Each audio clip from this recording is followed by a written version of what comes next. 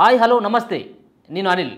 నిన్న ఎర్రవల్లి ఫామ్ హౌస్లో కేసీఆర్ యొక్క ఫామ్ హౌస్లో నిన్న ఏమని చర్చ జరిగింది, ఎవరెవరితో చర్చ జరిగింది, సంబంధించినటువంటి అంశాలపైన తీవ్రమైనటువంటి చర్చ నడిచిందన్నటువంటిది ఇప్పుడు ప్రధానంగా తెర మీదకి వస్తున్నటువంటి అంశం.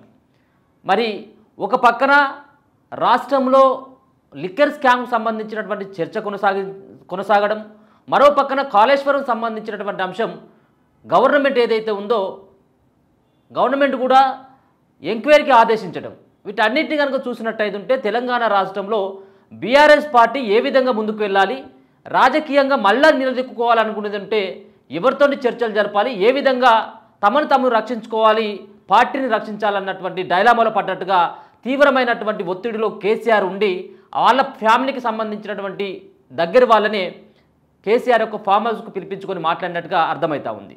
మరి ఎర్రవల్లి ఫామ్ హౌస్లో సంబంధించినటువంటి అంశాలపైన చర్చ జరిగింది, కేవలం రాజకీయపరమైనటువంటి చర్చలు నడిచినాయా, లేకపోతే పార్టీకి పరమైనటువంటి పగ్గాలకు సంబంధించినటువంటి అంశంలో ఏమైనా చర్చ నడిచిందా? దీంట్లో ఈ భేటీలో కేసీఆర్తో పాటు హరీష్ రావు, కేటీఆర్, కల్వకుంట్ల, కవిత ఈ నలుగురు వ్యక్తులు మాత్రమే పాల్గొన్నట్టుగా అర్థమవుతా ఉంది.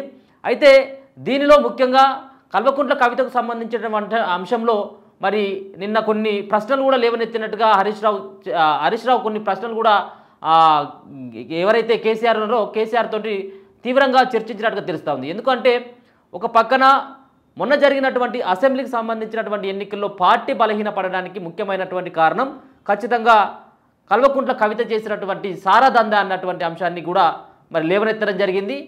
పార్లమెంటు ఎన్నికల్లో కూడా రాబోయేటువంటి పార్లమెంటు ఎన్నికల్లో కూడా ఈ సారా దందా అనేటువంటి అంశం ఖచ్చితంగా మరి ప్రజల్లో ఇంకా పోలేదు కాబట్టి ఈ దందా మీదనే చర్చ నడుస్తూ ఉంది.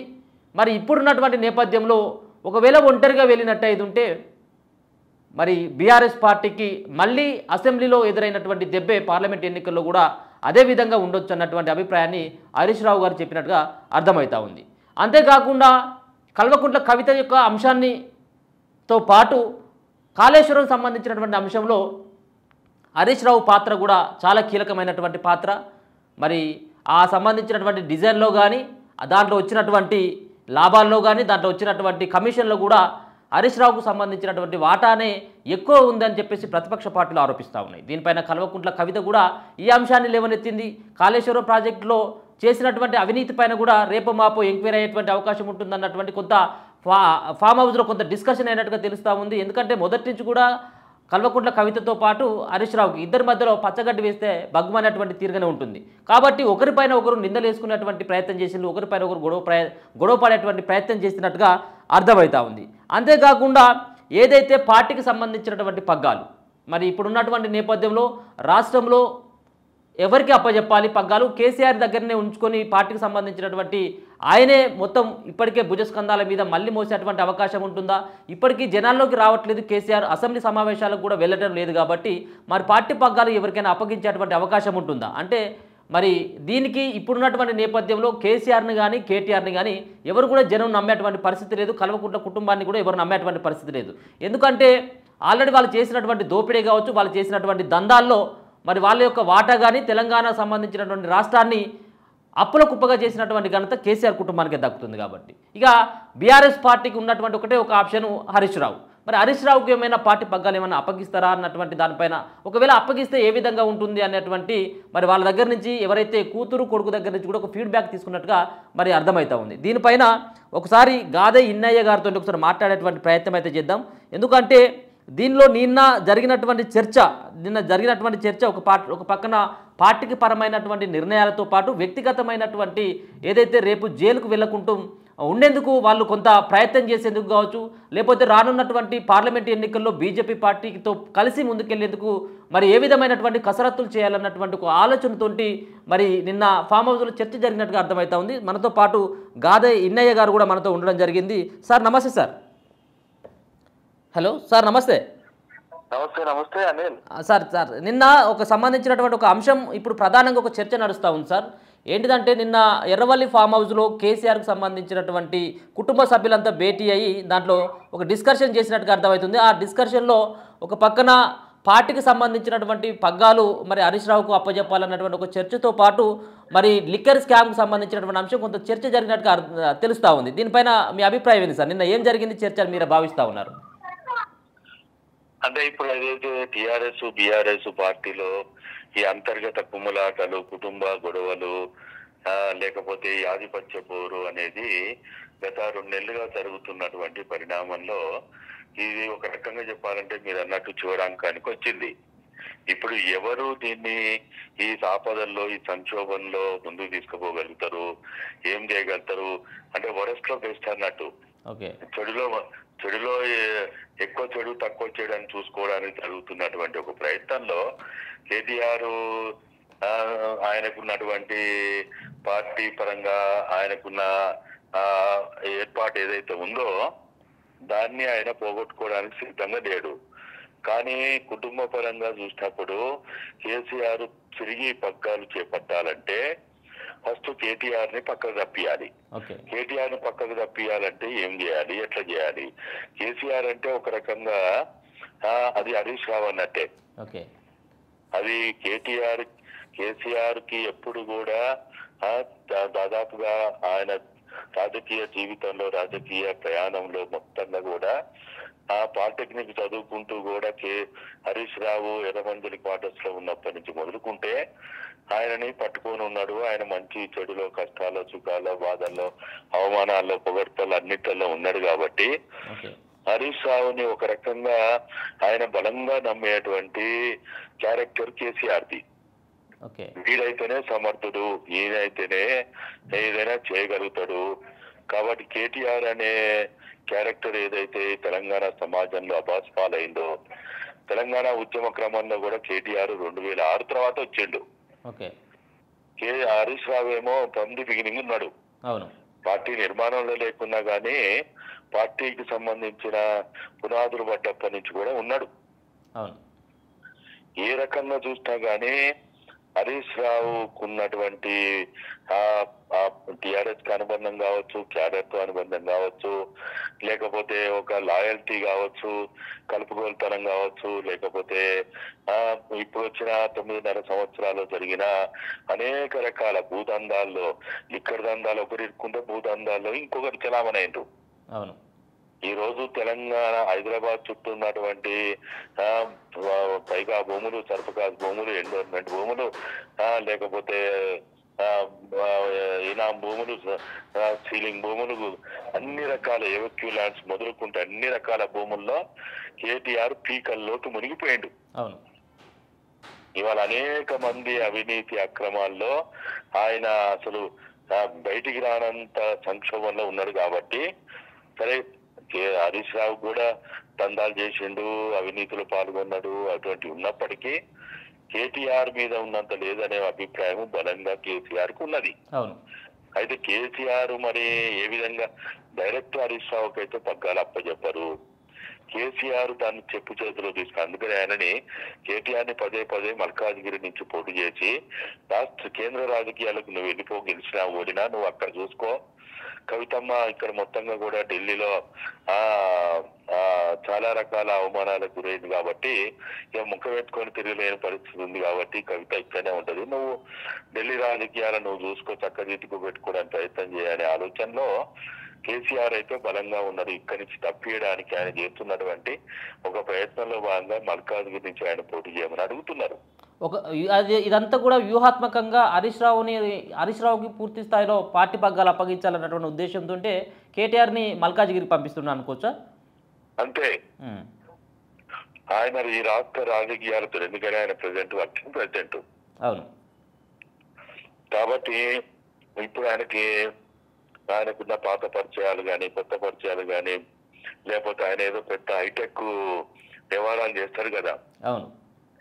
కాబట్టి నువ్వేదో ఆ ఢిల్లీలో పోయి చావు, అదేదో జరుగుతుంది అనేది ఆయన బలంగా అభిప్రాయపడుతున్నాడు.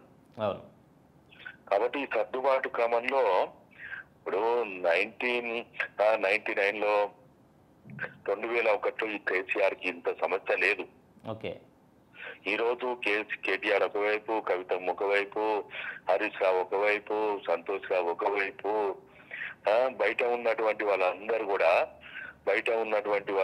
ఆయన శ్రేయోభిలాషులు అందరు కూడా మీ కేటీఆర్ ని తప్పించి పూర్తి స్థాయిలో మీరే బాధ్యత తీసుకోండి, పక్కాలు చేతబడితే అంటే కేసీఆర్ పక్కాలు చేతబట్టడం అంటే ఒక రకంగా హరీష్ రావుకే అప్పచెప్పడము. ఓకే, ఆ క్రమంలో జరుగుతున్నటువంటి ఈ చర్చలు ఏవైతే జరుగుతున్నాయో, ఈ ఒప్పందాలు జరుగుతున్నాయో, లేకపోతే ఈ రకమైనటువంటి ఈ అలుగుడు వ్యవహారాలు, తిట్టుకోవడాలు, గొడవలు, దీనికి ఎక్కడో దిక్కు ఫుల్ స్టాప్ పెట్టకపోతే మనం ఇంకా జైలు పాలు కావడం కాదు, శాశ్వతంగా జైళ్లలో కూర్చోవాల్సిన పరిస్థితి వస్తుంది. కాబట్టి అనే ఆలోచనతోటి కేసీఆర్ ఉన్నాడు అనేది మనకు అర్థమవుతున్నది. ఇంకొక ముచ్చట సార్ ఏంటిదంటే బీజేపీ పార్టీ తోటి బీఆర్ఎస్ పార్టీ ఏమైనా ఇప్పుడు రానున్నటువంటి పార్లమెంటు ఎన్నికల్లో ఏమైనా ముందుకెళ్ళేటువంటి అవకాశం ఉంటుందా? ఒకవేళ వెళ్తే వీళ్ళకే కొంత అడ్వాంటేజ్ అయ్యేటువంటి అవకాశం ఉంటుంది బీఆర్ఎస్ పార్టీకి. ఎందుకంటే ఈ కేసులకు సంబంధించినటువంటి అంశాలు అన్నిటి కూడా చివరి అంకానికి చేరినాయి. ఒక పక్కన లిక్కర్ స్కామ్ కావచ్చు, మరొక పక్కన కాళేశ్వరం సంబంధించినటువంటి అంశం కావచ్చు. ఈ రెండు నుంచి కుటుంబ సభ్యులను కానీ తనకు తాను రక్షించడం కోసం ఏమైనా బీఆర్ఎస్ పార్టీ బీజేపీతో పాటు ముందుకెళ్ళేటువంటి అవకాశం ఉంటుందా? ఒకవేళ వెళ్దామని చెప్పేసి వీళ్ళు ఏమైనా నిర్ణయించుకున్నప్పుడు కూడా బీజేపీ పార్టీ ఏమైనా వాళ్ళని దర్దాపుల్లోకి ఏమైనా రానిచ్చేటువంటి అవకాశం కనబడుతుందా? అంటే వాళ్ళకి నాకు తెలిసినంత వరకు అసలు కాళేశ్వరం గురించి కించెత్తు భయం లేదు. వాళ్ళకి భయం అంతా కూడా సరే లిక్కర్ దందా, లిక్కర్ కేసు సంబంధించి ఒకటి భయం ఉంది. రెండవది భూదందాలు ఏవైతే జరిగినాయో, భూముల అప్పగింతలు కానీ మన్యాక్రాంతం చేయడం కానీ ఆ విషయంలో భయంకరమైనటువంటి ఆందోళనలో వాళ్ళు ఉన్నారు. రెండవది. మూడవది ఏదైతే మన సుప్రీంకోర్టు ఇచ్చినటువంటి ఆదేశాలు ఉన్నాయో ఎలక్ట్రల్ బాండ్స్ విషయంలో చాలా ఆందోళనగా ఉన్నారు. ఈ మూడు విషయాలు వాళ్ళని ఇప్పుడు వెన్నులో వణుకు పుట్టిస్తున్నది. అసలు కాళేశ్వరం గురించి వాళ్ళు కించెత్తు కూడా ఆలోచిస్తలేరు. అసలు వాళ్ళు ఆలోచించాల్సిన అవసరం లేదన్నట్టున్నారు వాళ్ళు. వాళ్ళ ఆలోచన అంతా కూడా, వాళ్ళ ఆందోళన అంతా కూడా ఇప్పుడు నేను చెప్పినటువంటి మూడు అంశాలపైనే. ఒకటి ఏదైతే లిక్కర్ దందాది, రెండవది హైదరాబాద్ చుట్టూ జరిగినటువంటి వేలాది ఎకరాల భూదందా ఏదైతే ఉందో, అన్యాక్రాంతం జరిగిన భూములు ఏవైతే ఉన్నాయో వాటి విషయంలో భయపడుతున్నారు. మూడవది ఎలక్టోరల్ బాండ్స్ రూపంలో ఏదైతే వీళ్ళకి డబ్బులు వచ్చినాయో పార్టీకి, వైట్ మనీ రూపంలో వచ్చినటువంటి సుమారు 900 కోట్ల పైన డబ్బులు ఏవైతే ఉన్నాయో అది వాళ్ళని తీవ్రమైనటువంటి భయాన్ని సృష్టించింది, ఆందోళన కలిగిస్తున్నది. ఈ మూడు అంశాల నుంచి బయటపడడానికి వాళ్ళు దోబూచులు ఆడుతున్నారు. ఎనకా పిల్లి శాస్త్రం లెక్క ఇటు బీజేపీ తోటి దోబూచులు ఆడుతున్నారు. వాస్తవంగా చెప్పాలంటే తీసుకోవాలని వాళ్ళకి లేదు, పోవాలని వీళ్ళకి లేదు. కానీ పోవాలన్నట్టు వీళ్ళు నటిస్తున్నారు, తీసుకోవాలన్నట్టు వాళ్ళు నటిస్తున్నారు. ఈ దోబూచులాట తప్ప ఒకవేళ బీజేపీ తోటి స్వాస్థంగా సేల్ అయితే భవిష్యత్తు మనుగడ లేదనేది కేసీఆర్ కి చాలా అర్థమైన విషయం. ఇక్కడ ఉన్నటువంటి 32% ముస్లింస్, క్రిస్టియన్స్, లెఫ్ట్, ఇతర మతాలకు సంబంధించిన యాంటీ బీజేపీ ఓట్ బ్యాంక్ ని మనం పూర్తిగా వదులుకోవాల్సి వస్తుంది అనే ఆందోళన కేసీఆర్ కి బాగా తెలుసు. కాబట్టి మీరు అన్నట్టు ఈ భయం నుంచి, లేకపోతే ఈ ఆపద నుంచి, కష్టాల నుంచి, ఈ సమస్య సంక్షోభం నుంచి బయటపడడానికి ఆయన బీజేపీ తోటి దగ్గరగా ఉన్నట్టు, స్నేహంగా ఉన్నట్టు, లేకపోతే వాళ్ళతో కలిసి ఏమో చేయబోతున్నట్టు పైకి మీడియాలలో లీకులు తప్ప ఇండైరెక్ట్ వాళ్ళకి అంతర్గతంగా మాత్రం వాళ్ళకి అభిప్రాయం లేదు. అంటే నిన్న జరిగినటువంటి ప్రధానమైనటువంటి అంశం ఏం రావచ్చు సార్? అంటే అక్కడ ఉన్నటువంటి ఫామ్ హౌస్లో ప్రధానమైనటువంటి చర్చ దేనిపైన నడవచ్చు ఎక్కువగా? ప్రధానంగా రాబోయే పార్లమెంట్ ఎన్నికలు ఒకటి. రెండవది ఇప్పుడు రేవంత్ ధరణి ద్వారా జరిగినటువంటి ఏవైతే మార్పులు జరగబోతున్నాయో భూములకు సంబంధించి అది తీవ్రమైన ఆందోళన కలిగిస్తా ఉన్నది వాళ్ళని. దీని నుంచి ఎట్లా బయటపడడానికి ఉన్న అవకాశాలు ఏంటి, ఇది రెండో అంశం. మూడవది మరి ఇప్పుడు ఒకవేళ ఏమే మొండి కేసు పోనంటే సిబిఐ కనుక వాళ్ళు దూకుడుగా ముందుకు వచ్చి అరెస్ట్ చేయడానికి వస్తే మనం ఏం చేయాలి? ఏ విధమైనటువంటి సింపతి కోసం మనం ఏం కార్యక్రమాలు చేద్దాం? ఏ రకమైన ఆందోళన చేద్దాం, ఏ రకమైన నిరసన తెలుపుదాం, ఏ రకమైనటువంటి మనము ప్రజలను ఒప్పించి మెప్పించడానికి ప్రయత్నాలు చేద్దాం. ఓకే, చేద్దామా వద్దా, చేస్తే ఎట్లా చేద్దాం, కాముగా ఉందామా, దీని మీద వాళ్ళు. ఎందుకంటే ఇప్పుడు ఒక రకంగా చెప్పాలంటే సిబిఐ ఒకసారి నోటీస్ ఇచ్చింది, మళ్ళా రెండోసారి ఇస్తారా లేదా తెలియదు, అది ఎఫ్ఐఆర్ అయింది, వారెంట్ అయింది. వాళ్ళు మళ్ళా నోటీస్ ఇవ్వకుండా కూడా అరెస్ట్ చేసే ఆస్కారము లీగల్ గా వాళ్ళకి అవకాశాలు ఉన్నాయి. సరే, మళ్ళా ఏదో ఆ మహిళ గదానో మళ్ళొక్కసారి 41 CRPC నోటీస్ ఇస్తే ఇవ్వచ్చు, ఇవ్వకుండా అరెస్ట్ చేయడానికి వాళ్ళకి పూర్తి అవకాశాలు ఉన్నాయి. మరి ఏం చేస్తే ఏమైతుంది? ఓకే, ఇది వాళ్ళని తీవ్రంగా ఆలోచన చేస్తున్నటువంటి ఆందోళన గురి చేస్తున్న అంశాలు. కాబట్టి దీని మీద ఒకటి లిక్కర్లు స్కామ్లో లిక్కర్ దందాలు కవితమ్మని అరెస్ట్ చేస్తే మన భవిష్యత్ కార్యాచరణ ఏంటిది? రెండు, పార్టీ నుంచి ఒక్కొక్కరు జారిపోతున్నారు. మరి ఈ పరిస్థితుల్లో కేసీఆర్ ముందుకు రాకపోతే ఆల్టర్నేటివ్ లేదు. కాబట్టి ముందుకు రావాలంటే కేటీఆర్ పూర్తి స్థాయిలో తప్పుకోవాలంటే మరి ఏ విధంగా ఆయన అకామిడేట్ చేయాలి? ఇది రెండో అంశం. ఇక మూడో అంశము, సరే ఇప్పుడు బీజేపీ తోటి దోస్తానా, కాంగ్రెస్ తోటి దోస్తానా, లేకపోతే ఇప్పుడు కేజ్రీవాల్ ద్వారా వీళ్ళు ఆల్రెడీ ప్రయత్నాలు మొదలు పెట్టారు. కేజ్రీవాల్ తోటి కాంగ్రెస్ జరిగిన ఒప్పందం ఏదైతే ఉందో ఇప్పుడు సన్నిహితమైనది. కాబట్టి కేజ్రీవాల్ ద్వారా కేజ్రీవాల్కి వాళ్ళకు ఉన్న పాత పరిచయాలు, స్నేహితాలు, డబ్బుల ఇచ్చుకోవడాలు పుచ్చుకోవడాలు ఏవైతే ఉన్నాయో వాళ్ళ ద్వారా ఆల్రెడీ కేజ్రీవాల్ ఒకప్పుడు ఎట్లనైతే నితీష్ తోటి ప్రయత్నాలు చేసిండో, ఇప్పుడు అఖిలేష్ తోటి ప్రయత్నాలు చేసిండో, ఇప్పుడు మళ్ళా దాన్ని బయటికి తీసిండు. ఆ ప్రయత్నాల్లో భాగంగా ఒకవైపు కాంగ్రెస్ తోటి స్నేహస్తం పలుకుతూ, ఇంకోవైపు బీజేపీ తోటి కూడా ఎట్లా చేద్దాం, ఈ అన్ని అంశాలు వాళ్ళు చర్చ చేస్తున్నట్టుగా నాకైతే తెలిసిన విషయాలు. Okay sir, thank you sir. ఇది సార్ చెప్పేటువంటి అంశం. గాదే ఇన్నయ్య గారు ఆయన యొక్క, ఎందుకంటే నిన్న జరిగినటువంటి ఫామ్ హౌస్లో జరిగినటువంటి చర్చ పైన తన అభిప్రాయాన్ని కూడా తెలియజేయడం జరిగింది. మొత్తానికైతే కల్వకుట్ల కవిత చేసినటువంటి లిక్కర్ స్కామ్ పైన మరి నిన్న హాట్గా మరి నిన్న చర్చ జరిగింది. అంతేకాకుండా ఒకవేళ కనుక కల్వకుంట్ల కవిత కనుక అరెస్ట్ అయినట్టయితే ఉంటే మరి రానున్నటువంటి రోజులలో ఏ విధంగా ఆందోళన చేయాలి, ఏ విధంగా మళ్ళీ క్యాడర్ను ముందుకు తీసుకెళ్లాలన్నటువంటి ధోరణితోటి కేసీఆర్ సమాలోచనలు చేసినట్టుగా స్పష్టంగా అర్థమవుతా ఉంది.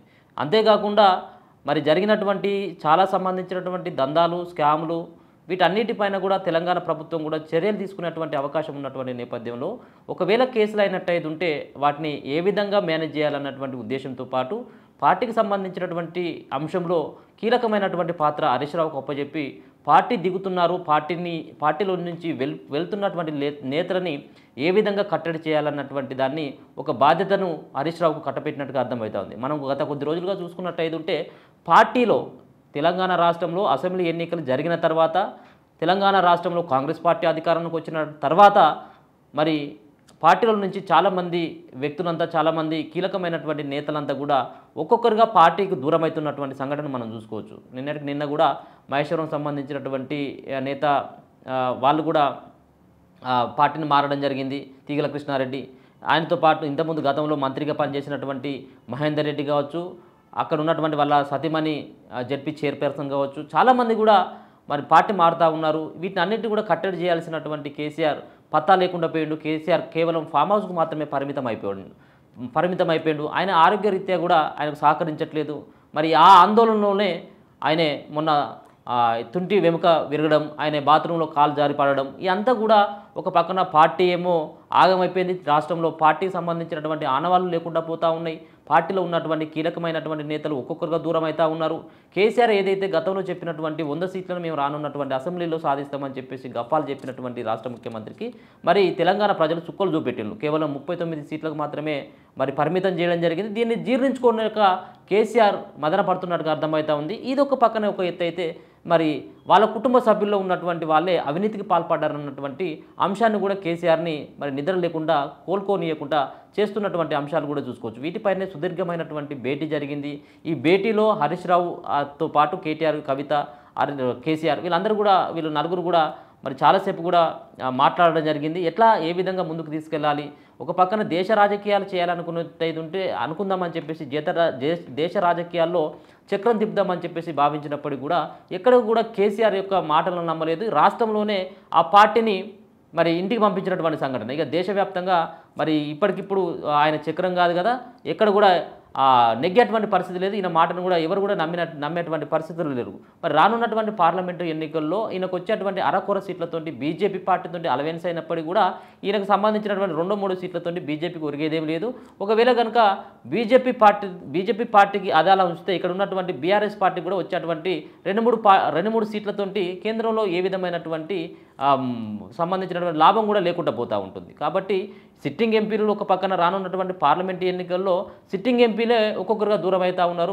మొన్న పి రాములు, అంతకుముందు ఇంకొక ఎంపీ, ఇప్పుడు ఖమ్మం జిల్లాకు సంబంధించినటువంటి నామనాగేశ్వరరావు పేరు కూడా ప్రధానంగా వినపడతా ఉన్నది. కాబట్టి ఒక్కొక్కరుగా ఉన్నటువంటి ఎంపీలే కాంగ్రెస్ పార్టీని దిగి వేరే పార్టీ వైపు వెళ్తూ ఉన్నటువంటి సంఘటన చూసుకోవచ్చు. ఇక ఈ పార్టీలో ఉన్నటువంటి బీఆర్ఎస్ పార్టీలో ఉన్నటువంటి నేతల్ని ఆపడం వాళ్ళ వల్ల కావట్లేదు. ఒక్కొక్కరు వాళ్ళ రాజకీయ భవిష్యత్తు కోసం వేరే పార్టీలు మారుతూ ఉన్నటువంటి సంఘటన కూడా చూసుకోవచ్చు. వీటిపైన సుదీర్ఘమైనటువంటి భేటీ అయిపోయింది. దానిలో కేసీఆర్ తీవ్రమైనటువంటి మానసికమైనటువంటి ఒత్తిడికి లోనవుతూ ఉన్నాడు. ఏం చేయాలో పాలుపోవట్లేదు. గతంలో ఉన్నటువంటి 2 పర్యాయాలు తెలంగాణ రాష్ట్రం వచ్చిన తర్వాత 2 పర్యాయాలు అధికారాన్ని చేపట్టినటువంటి కేసీఆర్కి వేరే పార్టీలో ఉన్నటువంటి నేతలను, వేరే పార్టీలో ఉన్నటువంటి ఎమ్మెల్యేలను కానీ, వేరే పార్టీలో ఉన్నటువంటి ఎంపీలను కానీ తన వైపు లాక్కోవడంలో సక్సెస్ అయ్యాడు. కానీ ఇప్పుడున్నటువంటి నేపథ్యంలో అదే పార్టీలో ఉన్నటువంటి ఎమ్మెల్యేలను కానీ, ఎమ్మెల్యేలను కానీ, మాజీ మంత్రులను కానీ, ఎంపీలను కానీ, సిట్టింగ్ ఎంపీలను కానీ వీళ్ళను మరి వేరే పార్టీ వైపు వెళ్లకుండా కట్టడి చేయడంలో కేసీఆర్ అయితే విఫలమవుతా ఉన్నాడు. రాజకీయ చాణక్యుడిగా పేరున్నటువంటి కేసీఆర్కి ఇది ఒక పెద్ద తలనొప్పిగా మారింది.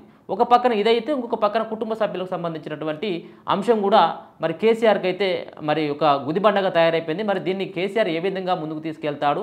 ఇంకా రానున్నటువంటి ఎన్నికలు దరిదాపుగా ఈ వారం 10 రోజుల లోపట్ల ఈ పార్లమెంట్ ఎన్నికలకు సంబంధించినటువంటి నోటిఫికేషన్ వచ్చేటువంటి అవకాశం ఉన్నటువంటి నేపథ్యంలో కేసీఆర్ ఏ విధమైనటువంటి అడుగును ముంగడికేయబోతా ఉన్నాడు?